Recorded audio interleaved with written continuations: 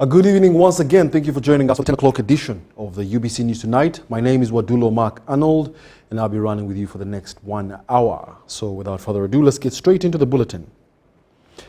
In our top story, the 35th Heroes Day celebrations have been held at Mpenja Sub-County, Gomba District to honor the people who participated in the protracted struggle that brought NRA/M into power. President Yoweri Kaguta Museveni encouraged veterans to embrace government programs like the Parish Development Model and Myoga, while issuing a warning to landlords evicting tenants illegally off Bibanja. Now, Ivan Kawa reports that the president first laid a wreath at the monument of the fighters, who were also honored with a 17-gun salute.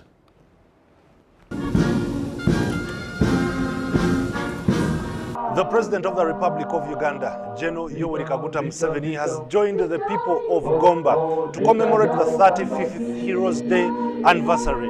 This day is intended to remember the individuals and the soldiers who lost their lives during the protracted struggle that lasted 5 years. The President, upon reaching Mpenja Sub-County, he went to a monument that is erected at this specific point to honor those who had died during the war. Now, the skulls at this monument comprise of different individuals, and most of these people were killed in different spots. So this is a central point where most of the skulls were gathered to ensure that they are kept safe. We've also had allegations of the witch doctors who were taking advantage of many of the skulls that were scattered in quite different areas where these specific people had been killed from. Now, this was one of the way to ensure that these remains are kept safe for purposes of keeping history and as well safeguarding the footprints of what exactly transpired during the protracted struggle. Bakunganya amagumba n'obuwanga obwali busoba mu 10 ne babuziika mu ntaana emu obwaguuga. Era mu mwaka gwa 1989 eyali chairman wa Mpenja Sub-County omukulu Duncan Rwanga era yakunganya obugumba obwali busigaliddewo n'obuwanga n'abuziika mu ntaana ey'okubiri. Ate mu 1995 nga tutaddewo okuziika obuwanga mu Uganda yonna, abatuuze baddamu nga bakulemberwa memba wa NRC Honorable Israel Kayonde ne bakunganya obuwanga ne babuziika mu ntaana endala obwaguuga mwaka gwa 1995. Now, the president, upon reaching this place, he laid a wreath to honor and respect these individuals who sacrificed their life to liberate Uganda. To honor them, the gun salutes were also witnessed at this specific point in Mpenja Sub-County.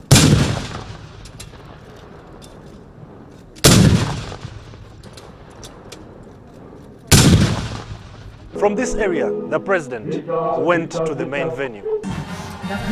At the Mpenja Church of Uganda field, veterans highlighted that the remains of the 250 individuals are kept at the monument in Mpenja Sub-County.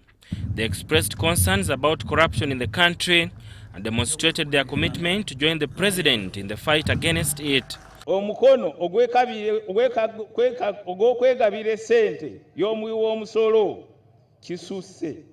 Ffe tunoonya ne bwe tukuyambira Your Excellency tetulabawo kubanga tuli balwanyi. Bwe tuteega ku mulyango n'emmundu tugenda okuwulira ng'essente zaayise mu waya baaziwayalinze ne zituuka gye ziraga. Minister of State for Luero Triangle Alice Kaboyo revealed that the government has supported veterans through grants to engage them in income-generating activities. She further mentioned that her ministry has procured iron sheets for veterans to help them construct their own houses.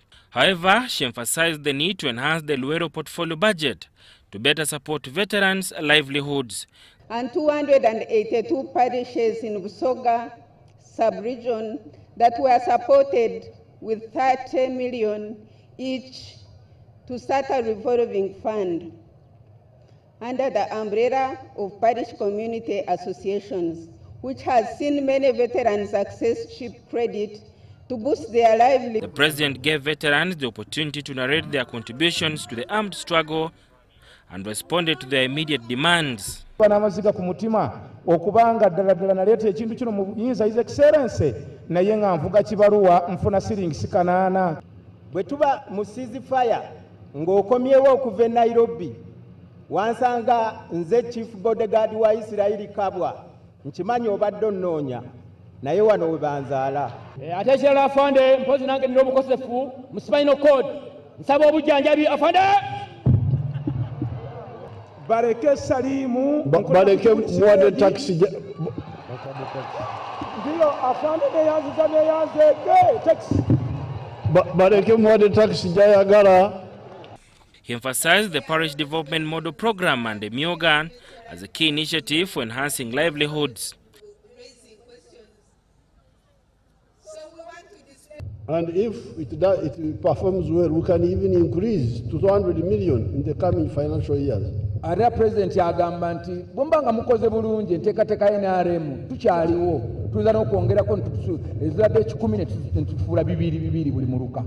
So stop listening to the ones who are diverting you. The president directed landlords who have been collecting annual rental fees of above 10,000 shillings to refund the money following public outcry over unresolved tensions that have led to illegal evictions. And that rent is approved by the Minister of Lands. And if they try to evict our people, we shall arrest them. Ate ekyo bwe kinabanga weekiri ne bagezaako okubagoba ku ttaka omukono gwa gavumenti gujja kuvaayo okubakwata kubajja kubamenya mateeka. So all this you are doing here, what you are complaining is something your leaders should explain to you about. Should not happen. At least 4,705 line titles were handed over to the owners by the Vice President, Major Jessica Alupo, and Minister for Lands, Judith Nabakoba. Under the theme, Hail Our Heroes, a secure Uganda is now a reality. 49 individuals have been awarded with medals for their contributions towards the liberation struggle. Among these, 21 are women. And these awards are not only given to those who fought during the war, but recognizing even those who have done heroic contributions in this country. Ivan Kahwa, UBC News in Gomba District. The Minister for Defense and Veteran Affairs, Jacob Maxons, both urged residents of Ruchiga to steer clear of divisive politics. This was during Women's Day celebrations in the district under the theme Invest in Women, Accelerate Progress. Minister Oboth emphasized the dangerous nature of sectarian politics, stressing the importance of unity for national development. President Museveni has demonstrated he loves Ugandans. President Museveni akozereka kyokuleberaho okwereka okupenderedala arakunda Uganda kandi n'abanyayuganda. And he loves Uganda very much. Kandi arakunda Uganda munonga n'okulozyaho. Those who come and try contest with him, they are into politics of identity. Abarija baragezaho kwesimba nawe abo babaga bari mu by'obutegetsi ebyokwemanyamanya kusha. And they will never rule and they will never get the opportunity to be leaders in this country. Additionally, State Minister for Water and Environment Aisha Sekindi highlighted various environment initiatives in the region. Tuzimbye kombekire toilets biri nazazikiriza toile ehoronyo biri yagisusa Kigara omuli Kigara rural growing center. Muzimanyezo omukyala abaddewo nakkiriza n'aga nti bazimanyi. Tuyina twalongoosa n'okusima amazzi amalala mu Kahama village Ramuchuchu sub-county. Furthermore, medical supplies, including maternity equipment and a scanner, were generously donated to health facilities in the district to booster safe deliveries. The event, held under the banner of Ruchiga District Women's Day celebrations, concluded with Minister Oboth urging Ruchiga residents to shun identity politics for the betterment of their community and the nation.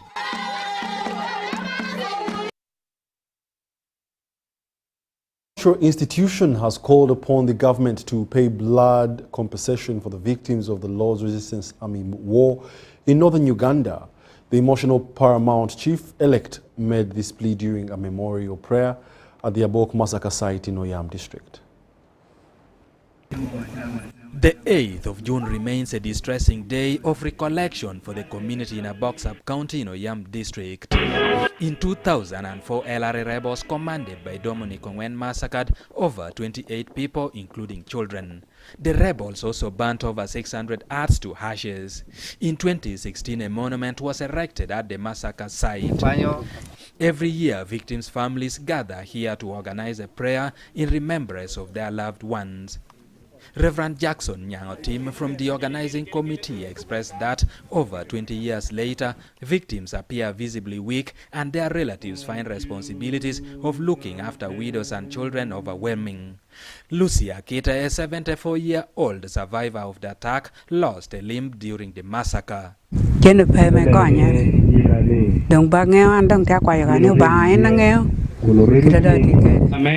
During this year's prayer day, victims paraded before His Highness, the Paramount Chief-elect of Lango, holding placards expressing their pain and appeal for support.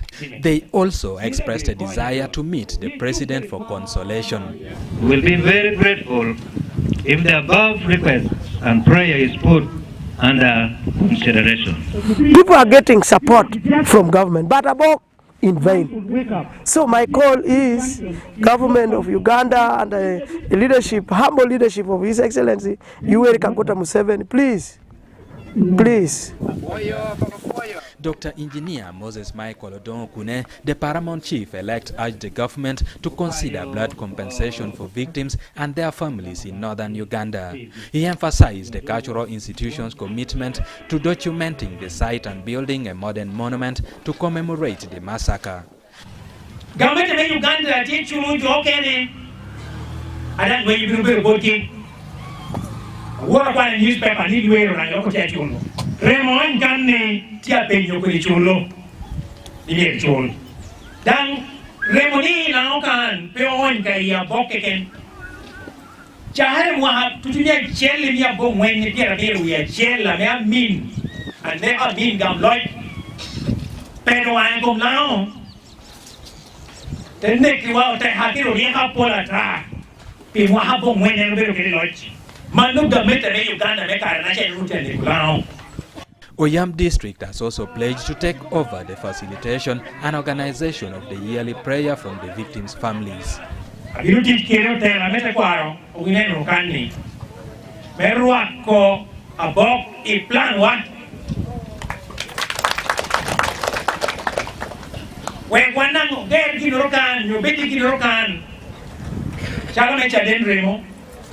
The call for blood compensation and continued support for the victims of Abok massacre highlights the enduring pain and struggles faced by the survivors and their families. The Lango Cultural Institution and Oyam District's pledges aim to ensure that the memory of the victims is preserved and their suffering acknowledged. Edi Olwa, UBC News. Katak district residents have commended government for various development programs that have improved their livelihoods. They now want government to augment funds, especially for the micro-irrigation scheme, which has facilitated year-round production of fruits, vegetables and other crops. Sarah Kongai, a resident of Akulate village, Getom sub-county, Katak district, is a horticulture farmer. From her orchard, Kongai earns 500,000 shillings monthly. Kongai and family are also beneficiaries of the micro-scale irrigation program, which is part of the Intergovernmental Fiscal Transfer Reform Program, supported by World Bank through the Uganda Intergovernmental Fiscal Transfer Program. The micro-scale irrigation program is led by the Department of Agriculture, Infrastructure, Mechanization and Water for Agricultural Production at the Ministry of Agriculture, Animal Industry and Fisheries. Katakwi RDC Major Godfrey Katamba says the district received 1.9 billion shillings for the 55 Emyoga circles. Andrew Pio is a resident of Katakwi Town Council. He owns a spares shop and trains others, which has enabled him to buy a piece of land and 25 goats. I got this Emyoga So I was working with somebody in another garage. But the moment I got the money, I opened my garage. So when I got spares, I did some repairs outside. So in this process, I trained some boys. Those boys, after me training them, they have now succeeded to open their own garages. He is a beneficiary of the Milga funds. Katak district received 11.7 billion shillings from parish development model for the last 2 financial years. Money has been disbursed 99.5% to the people. We also received so far 5.4 billion shillings for this financial year, also for PDM. But this time around, the disbursement mode has changed from the ordinary commercial banks now to Wendy, the government wallet, managed by Post Bank. The PDM beneficiaries in Dokomel Sale Katakwi Town Council got 1 million shillings each and started sheep rearing. Kapugani aina kinsadum kapulu. Ipupi kwa naso de pogetenara itesobe ejajula intesodo kalia. They are happy to the government of Uganda for enabling them also to access that internal money, of which has changed their lifestyle. Their household income has improved. For two produce one lamb, and the two were able to produce twins. Two. Their progress, but to see how people are benefiting and to appreciate the challenges and progress of everything that's going on, for documentation, but also for advice on how to improve or how to have better. Mary Namkose, Maureen Yiga, UBC News. Dairy farmers have been advised to remain prepared during the dry spell to maintain a consistent milk supply. This follows an outcry from milk processors that have raised concerns about low-fat milk due to poor cow feeding and adulteration by farmers seeking to increase quantity to make profits. Unlike the rainy season, milk supply can drop by nearly half during dry spells due to lack of fodder and green pastures. Milk processors have reported a decline in the quality of milk during extended dry periods. The cow tends to produce milk with less quality. Why do I say this? Because the density is normally low and also the fat content is low in the milk. Dairy farmers in arid regions face harsh conditions causing significant milk production drops and animal deaths. Dr. Himsibwe Moses noted that ongoing dry spells have reduced milk density, challenging milk processors. During the dry season, milk production goes significantly down, almost 50% of the production during the wet season. Say, for example, if you are having like 600,000 liters per day in a certain district, you will find it will go down to about 350,000 liters during the dry season. So that is how bad it affects milk production. Wamala Sydney stated that the low density milk forces processors to incur high costs to increase fat content. As a dairy factory, we are allowed to standardize. Standardizing is a way by if I'm receiving milk with low density, I standardize it by using skimmed milk powder, certain percentage of it, so that I can raise up the density to the required 28. In wet seasons, milk supply is plentiful, but dry spells reduce volumes, rising prices and adulteration. And because of that, there is a temptation by some of the farmers and other traders, people who are involved in the milk business, to adulterate by adding water such that they can try and raise the volumes and fetch more money because the price is high and they need to want to measure up. Despite high costs, milk processors have resisted raising product prices amidst these challenges. Farmers should conserve hay and silage in rainy seasons to ensure adequate feed and stable milk supply. We want farmers to take seeds and grow pastures, grow fodder, and conserve for the dry season. Government is also making deliberate efforts to supply these farmers with feeds during the dry season. Now, most of the government farms have been used to grow pasture and conserve in form of hay and silage.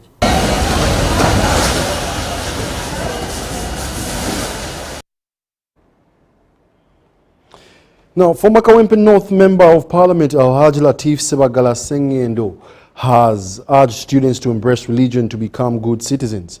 He also called on parents to support their children and be role models for them. Students from various houses, including Gava House, Sebagala House, Bakuba House and Sempala House, competed in a Quran competition at Chisasi College School. Gava House emerged victorious, receiving prizes for their achievement.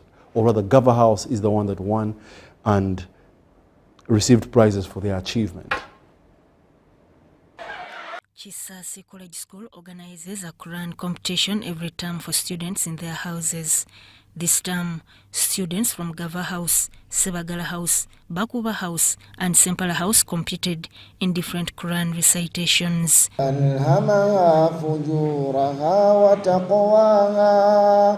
قد أفلح من زكاها وقد خاب من دساها أطوال أحلام بل افترى بل هو شاعر فليأتنا بآية كما أرسل الأولين ولهم فيها منافع ولتبلغوا عليها حاجة Speaking on behalf of Sheikh Abdullah Kakoza, the representative encouraged students to embrace their religion and awarded a prize of 1 million shillings to the winners. From Allah subhanahu wa ta'ala, whenever the hardship comes, and the hardship doesn't, and the ease doesn't wait for the hardship, it comes along with the hardship. The hardship is there and the ease is there. It's just that you have to be patient with Allah subhanahu wa ta'ala, know how to handle the hardship so that Allah can elevate you.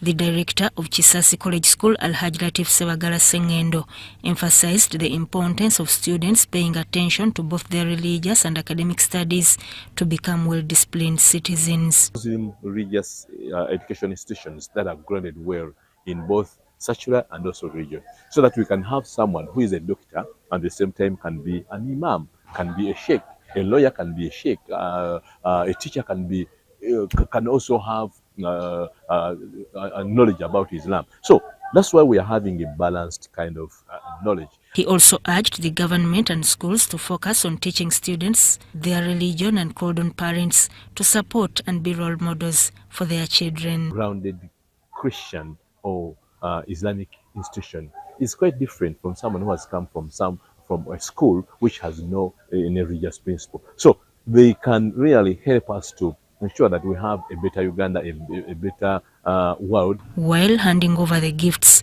where Gava House received 500,000 shillings, Sebagala House 250,000 shillings, Bakuba House 150,000 shillings, and Sempala House 100,000 shillings, he encouraged students to use their religious teachings to become good citizens. The purpose of this initiative is to ensure that our learners get the best knowledge in as far as Quran is concerned. And as to why I would like to be in a school which teaches both Quran and secular stuff, which teaches both Quran and secular, is that if I learn Quran, it will motivate me to also teach my others outside this school. Jamil Sekaja compiled this report. All students of Namiriango Junior Boys have been interested in the art of reading and learning daily to negotiate a world under all circumstances. Now, while this happened, those of St. Peter's College Tororo launched a fundraising initiative to raise funds for rehabilitation of their former school.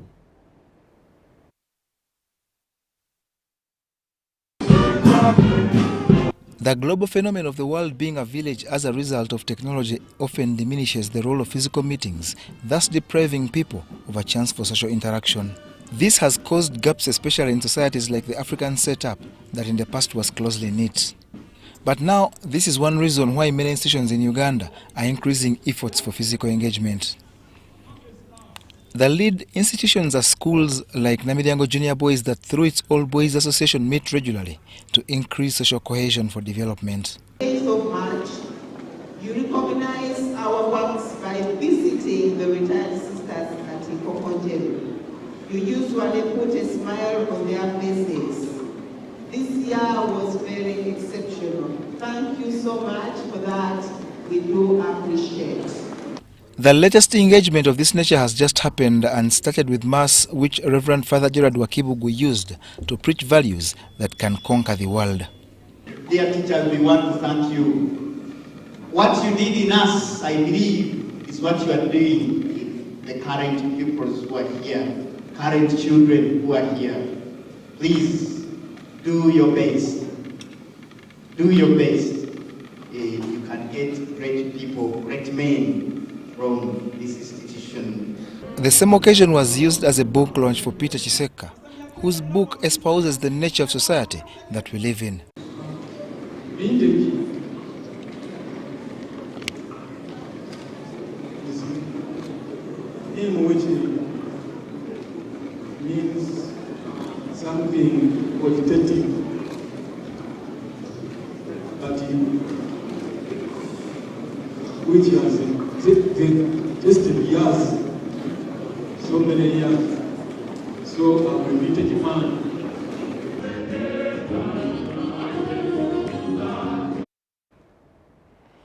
The Karnataka Association of Indians in Uganda has organized a unique competition to promote environmental conservation among youth. According to their chairperson, Deepak Jagdish, the competition involves painting art pieces and planting trees in Uganda. Today we are celebrating the World Environment Day, especially to our kids mainly, so that the kids know the importance of Environment Day.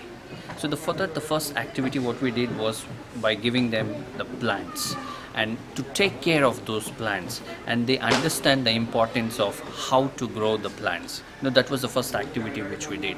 Then we do also have some competitions which we have engaged our kids relating to environment, like drawing competition, then coloring competition, then we do have essay writing on environment, then we do have a written quiz on environment. Because now see, written quiz, what happens, the students are also getting the knowledge about the environment, so they are preparing themselves and they learn and they attempt for the quiz.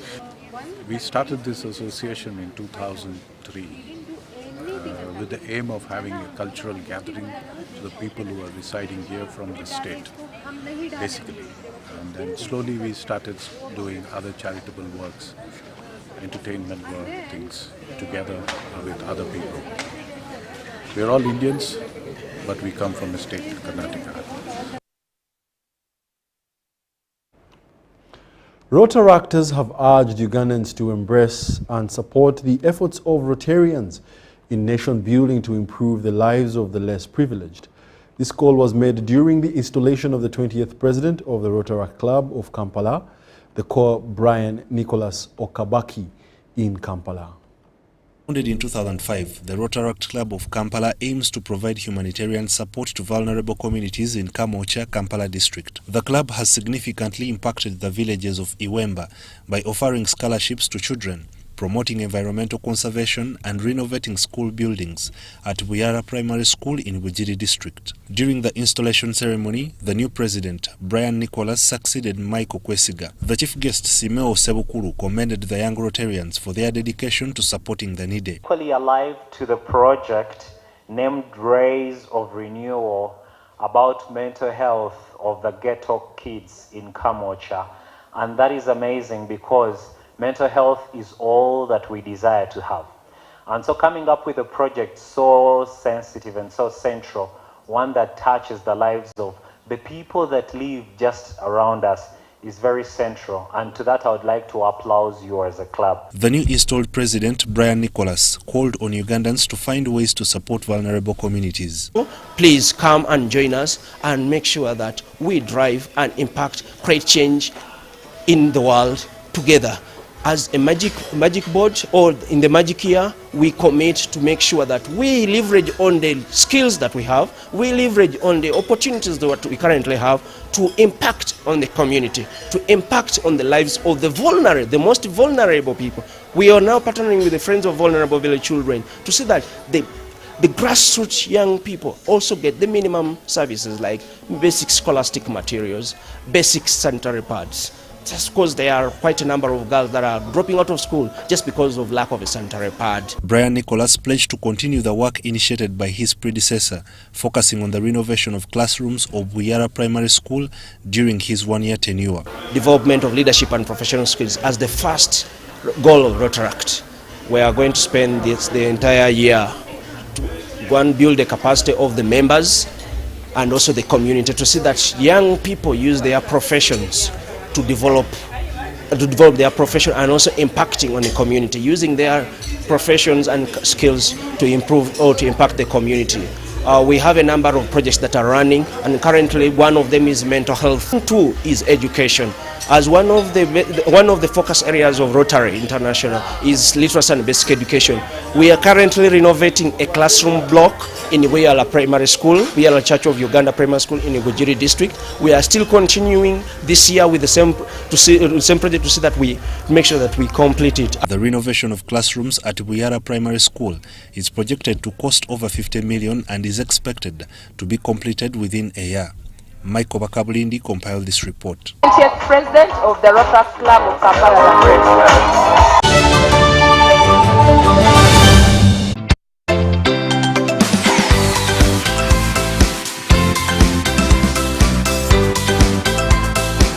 Sigikira mulimo gwenkola gukanikira babakasitoma bukawasobuni kimba n'obwiro bukutwala sente isomero ati ntwa amukolesa enkola ya MTN mobile money ni migasita 10 nkaga na 5 star 8 ntekam kodi namba y'omwana genda sente ninsasola ku luminta ino terimaniziwa koni katunga esimu kuruga mu MTN bantereire okubanza ntakikirize nkaba amanyire bali bafere hanyuma nagenda nakakuza MTN yao nagamba ntungire simu ino kuruga mu MTN kyamazima okuba nkabanta amanyire nti aliyo promotion hanyuma madamu akola MTN yangambira kyamazima kubasima muno mwebale muno akasente kabaire kenja kusasula school fees tamwe kujja bakasasuire akandi nja kasasulira mu bagenzi baye abatabandi mwebale muno. Together we're unstoppable.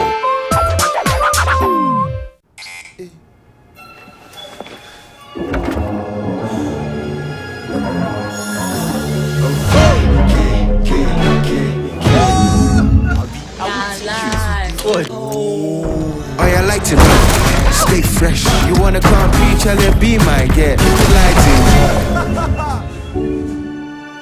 Lighting. I did make a lighting up.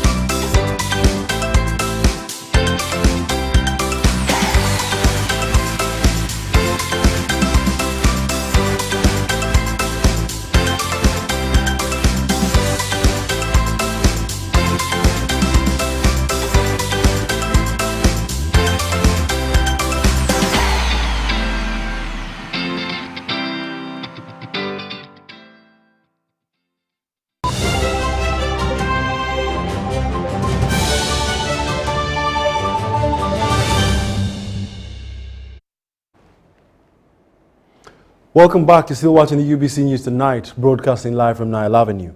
Now, the Minister for Cooperatives, Ngobi Gume, has ordered that the equipment provided to enhance the quality of rice in Butaleja district, which has not been fully utilized until today, be handed over to the cooperative societies in the district.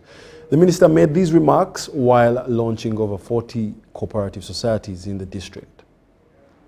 Over 40 cooperative societies were launched in Busore in Butaleja district. These societies fall under the umbrella of an NGO named MK Blessed Family Solidarity Foundation Uganda, which is leading this initiative to spread cooperative societies across the entire country. Over 300 cooperative societies have been established nationwide. So twasalawo tuyite mu kukola obwegassi ze cooperatives Uganda basobole okukulaakulana. Enteekateeka eno teri mu Butalejja yokka naye eri Uganda yonna. Mu budde buno wetwogerera wano twakafoominga cooperatives 360 naye nga tufoominga mu maanyi g'abantu aba bulijjo.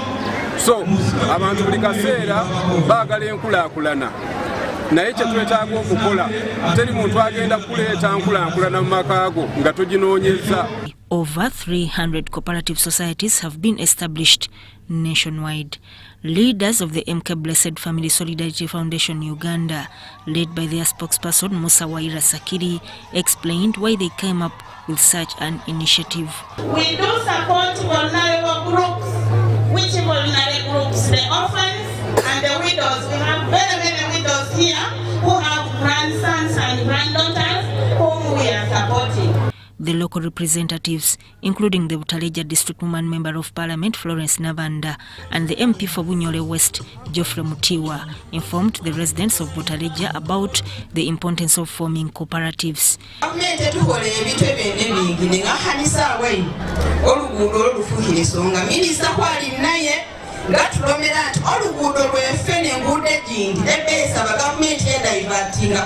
Kushikesha emergency mu government ne buli kintu kyaholiwa yulira meeting y'abantu akumira okompensatingibwa emirimu ko gihole hina ko gitandike. Minister for Cooperatives Ngobi Gume, speaking at the event, ordered that all equipment provided to Butaleja district to enhance rice production be distributed to these cooperatives to foster development. PDM buli mumuluka twasalawo okuweereza miliyoni 10 buli mwaka okumalira ddala emyaka 4. Mufunye sente ezo, esente za kukozesa temuzirya mukole ebisaanyi.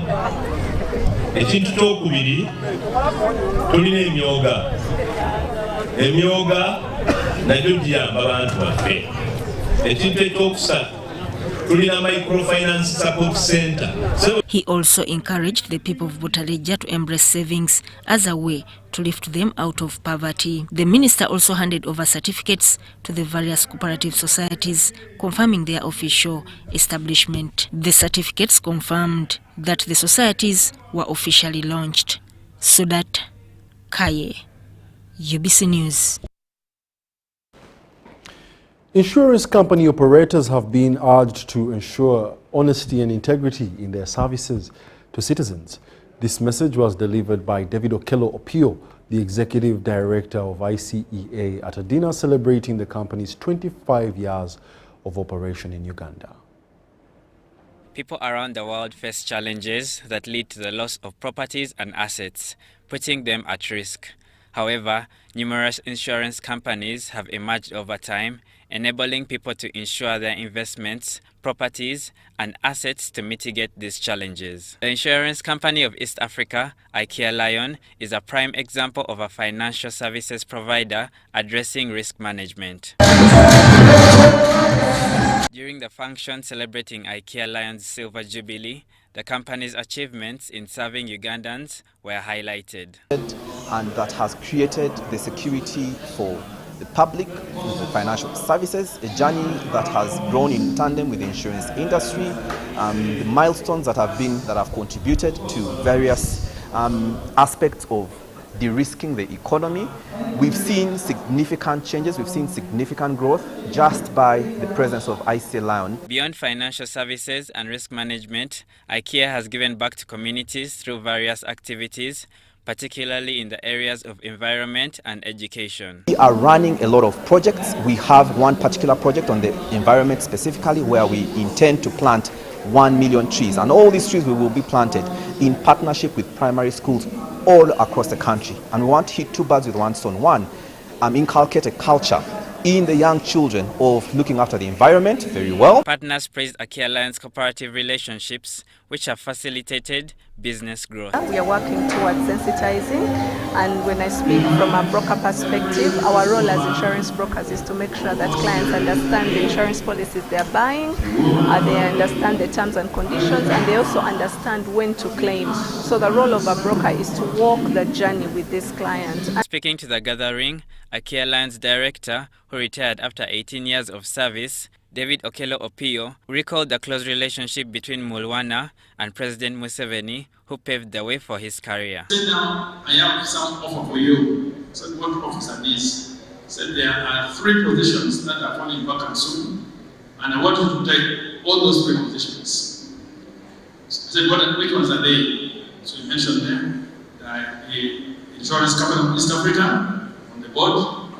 The Private Sector Foundation, he had just started the advisory council wing, wanted me to be part of that board.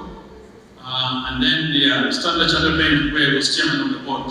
Okello urged insurance operators to prioritize honesty and integrity while serving customers. And if a very dispute is made and is not sure what has been done, what has been, which has been made, and if it comes to a court case or to parliament, whatever, it will be in trouble. So he needed to decide whether to continue doing so or to be a proper member. So he started learning. By the time he left, I think he knew quite something there.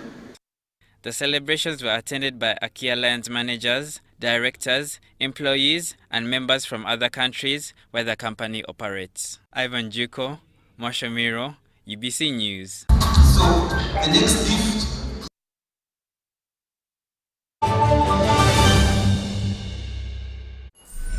Gold. We all want it. That soft yellow glow of a subdued sun in your hands. That precious polish of elegance. To hold it is one thing, but to taste it is everything else. Relish the satisfying taste of a beer, unmatched in quality, unmatched in consistency, and with 23 Global Gold Awards. A beer unmatched in gold.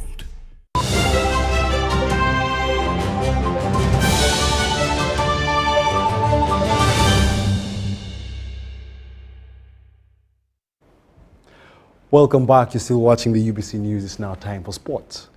Now, in a week during which the World Environment was celebrated, NCBA Bank has launched its 2024 NCBA Golf Series, as our reporter John Barnes Sentamu shares with us.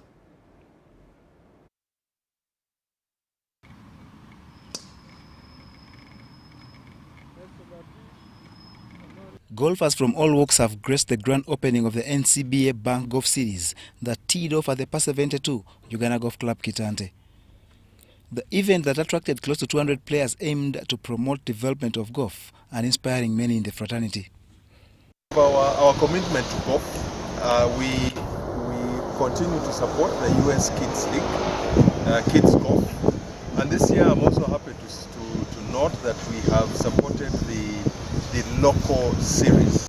As part of the bank's pledge to plant 33 hectares of trees, the golf tournament proved the role sport plays in society with an environment awareness campaign that involved planting of 200 trees. As you can see, in aprons of trees, so we need to sustain that. We need to ensure that the trees that are on the golf course, as some of them grow older, we also replace the old ones with new trees so that it is part and parcel of the environment that we operate in. This NCBA Golf Series that is now in its 4th edition is expected to be more exciting and will be played at various locations in Uganda, Kenya, Tanzania and Rwanda. For Uganda in particular, I'm also happy to note that we have also made it bigger. So last year we only had 2 tournaments. This year we have 3 tournaments. So that will be UGC, which is today, and Entebbe, which is in July, and also Jinja in August. So it is such a good initiative from NCBA to continue supporting the game of golf. And like you asked, what should the golfers expect? 1, expect good goodies. 2, to also be, this is a qualifier for the final that will be in Nairobi.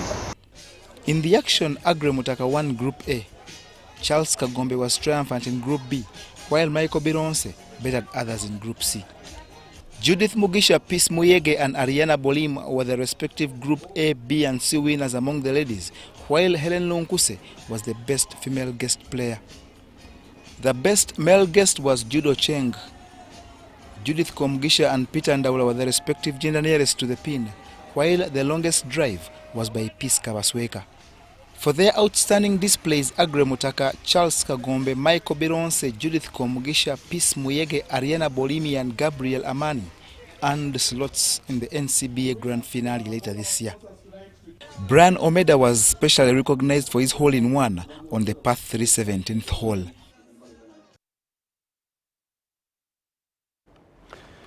And in the 2024 ICC T20 Men's World Cup happening in West Indies and USA, the Cricket Cranes locked horns with two-time world champions and co-host the West Indies in their third game of the tournament. Now, this game was played in the wee hours of the morning at the Providence Stadium in Guyana.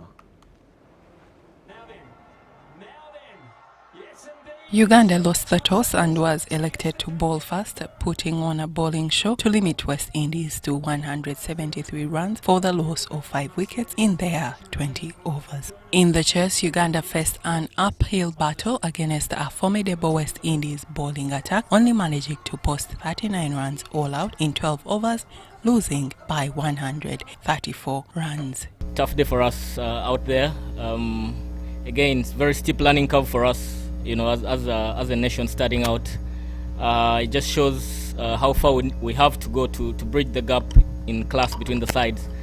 But you know, as a team that's learning a lot of lessons to take from today's game, it was always going to be tough for us being 5 down in the power play.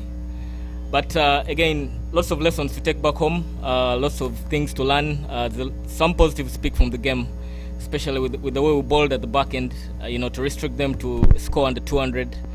They have a very powerful batting lineup, and I thought we managed to contain them there. More importantly for me is the lessons to take from the games, the lessons to pick, especially in the defeats. Again, we need to go back home and work on certain areas. And for me, that's very important for us as a team.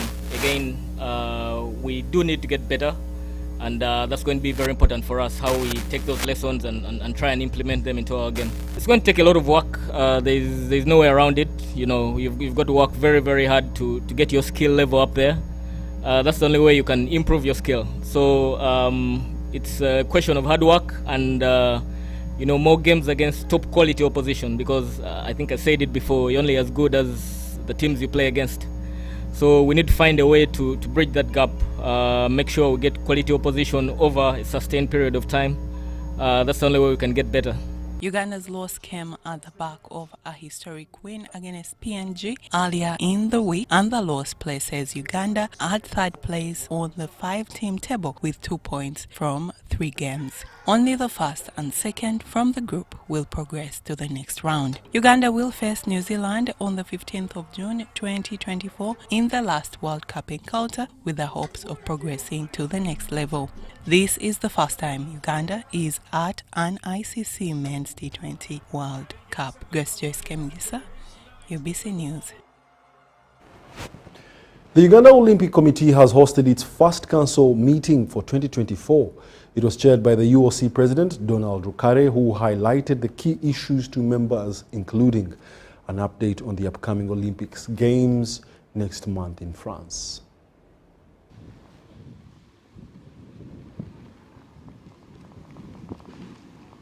Held our quarterly council meeting.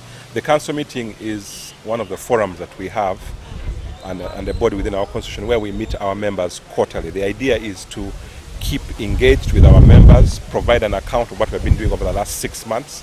So we're able to provide a briefing to all our 33 members on what we've been doing since January to date, that is till May, and be able to show the different activities of the commissions, of the Secretariat, preparation for the games, a financial report. So this is an important avenue for us to engage and interface with our members, and we're very happy that it has gone quite well this morning. There was much deliberations about the new law that comes example. Which advice did you give to the members?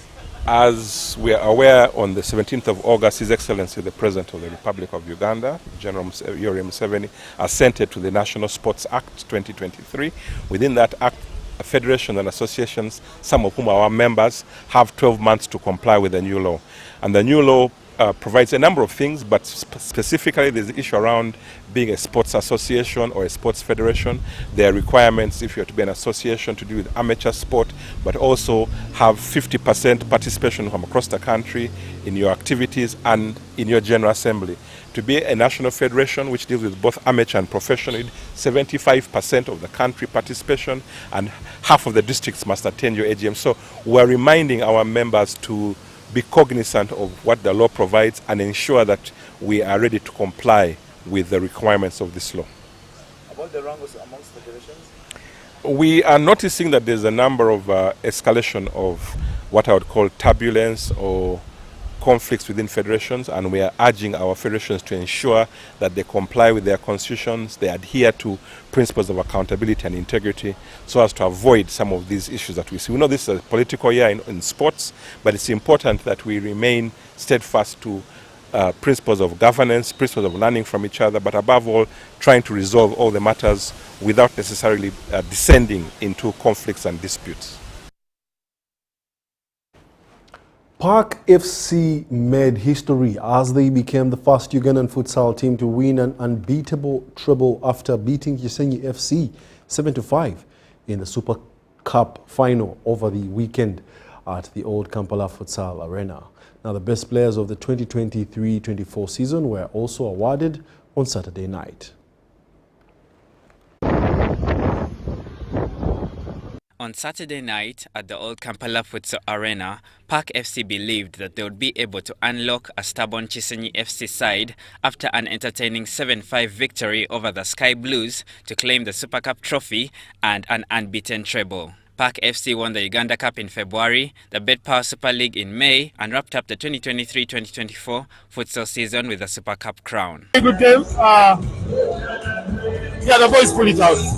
Kisenyi has always challenged us, but we have to win. At Park FC, we don't lose finals, bro. We don't. We've gone the whole season unbeaten. You can see the boys, they're all happy, they're all fit. We can't wait for the next season. The guest of honor, Mr. William Bleak, was impressed by the talent we have in Uganda and stated that futsal is a growing sport in the country and that more youth should pursue it. Futsal is an Olympic sport in the Youth Olympic Games. And in 2026, Dakar will host the first ever Olympic Games on the African continent. We have a lot of potential as Uganda to actually participate in the Olympic Games in Dakar. What the association needs to do, which it has already done, is it already started the under-14 futsal league last year. So they need to continue with that every single holiday to have a league with the academies and choose a couple of players they're going to groom for the next 2 years up to 2026. So we have a good opportunity as Uganda in the region to be amongst the top 3 or 4 countries and able to qualify for the Youth Olympic Games. Michael Abura was named as the most valuable player of the season, while his teammate Brian Drileba earned the Golden Glove for best goalkeeper. Brian Olwa from Edgar's youth program was awarded the youngest player of the season. Kisenyi FC's Marvin Ategeka received the best defender of the season, while his coach Sulaiman Senkanyo took home the best coach of the season. Lubaga Gramen's Michael Lubowa scooped the best striker and playmaker awards, having scored 50 goals, which is a record in the league's history.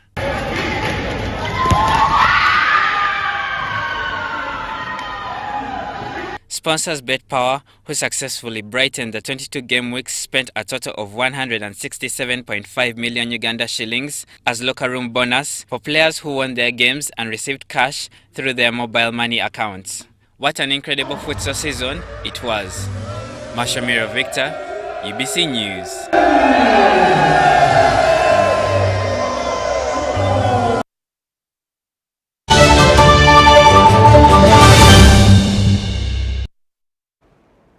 And that brings us to the news edition of this weekend. My name is Wadulo Mark Arnold. Thank you for being a lovely audience and for always watching UBC TV as we inspire, educate and inform you. Otherwise, thank you and have yourselves a lovely week.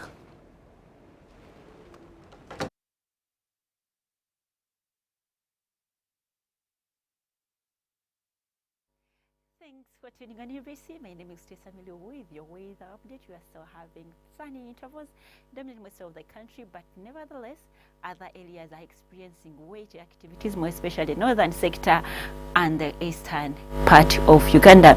Seeing the satellite picture, we're having moist winds blowing in from the Indian Ocean coming to our country together with the rain belt. Nevertheless, we have a region that is the continental region over the tip of South Africa that is pushing in the dry conditions, hence bringing the southwestern of our country a little bit dry. Tomorrow morning, we expect to wake up to a light showers in our capital city, Kampala, but the rest of the areas expect to wake up to a bright, sunny day. Moving into the eastern, we are seeing a pickup of light showers within Jinja and Tororo, apart from Salty, where we are seeing a sunny interval. The western stretch, I expect to wake up to a sunny interval tomorrow morning. The northern sector, we are seeing a bright, sunny day in the early mornings of tomorrow. In the afternoon hours, we expect a pickup of light showers in the Kasongola region at a maximum 29 degrees Celsius. The rest of the central with sunny intervals at a maximum 30 degrees Celsius across Mubende and parts of Masaka, a capital city Kampala with the 29. Moving to the eastern sector, we are seeing a pickup of light showers in that side at a maximum 31 degrees Celsius across Salty, 30 across Jinja and Tororo. Moving to the western stretch, we are seeing light showers, parts of Masindi and parts of Kasese at maximum 30 degrees Celsius across Kasese and 29 across Masindi. Mbarara and Kawale with sunny intervals, and the nearby areas at a maximum 31 degrees Celsius across Mbarara and Kawale Highlands with a lowest of 25 degrees Celsius. The northern sector is expected to have a pickup of light showers in the evening hours of tomorrow at a maximum of 31 degrees across Karamoja regions towards Chitugumu. The rest of the place with 30 across Gulu, 31 Lela and the Arua with the 80 degrees Celsius. Is moving out of Uganda, touring the few cities across the globe. We are forecasting light showers in the neighborhood of Nairobi at maximum 26 degrees Celsius. Sunny conditions is expected in Dubai at a maximum of 43 degrees Celsius. That is pretty hot in Dubai, so be mindful of it.